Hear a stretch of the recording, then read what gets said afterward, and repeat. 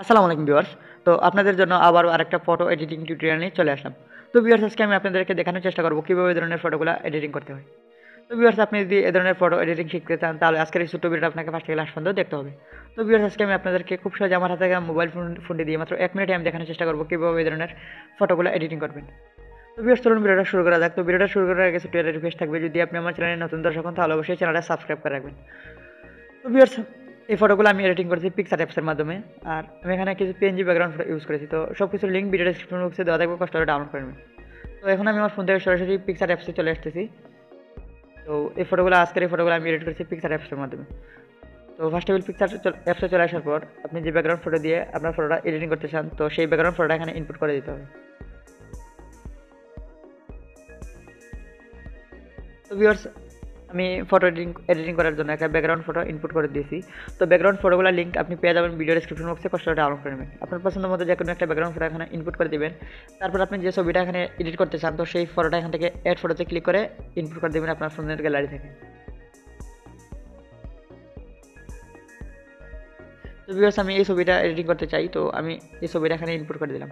তারপর আপনি সাইজ মতো বসিয়ে নেবেন। তারপর এই যেখানে দেখুন একটা অপশন রয়েছে কাট আউট।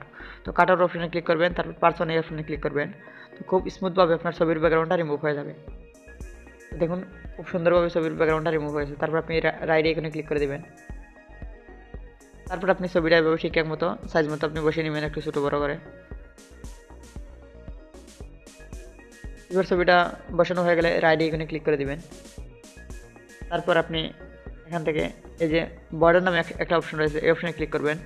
তারপর আপনি এখান থেকে একটা বর্ডার দিয়ে দিবেন। আমি এখান থেকে একটা বর্ডার দিয়ে দিছি।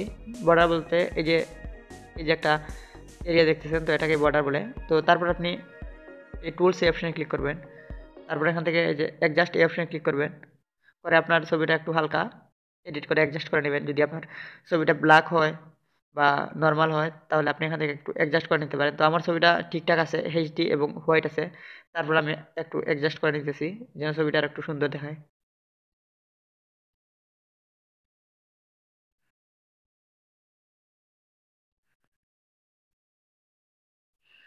তো ভিউয়ার্স, তারপর এখানে রাইট আইকনে ক্লিক করে দিবেন।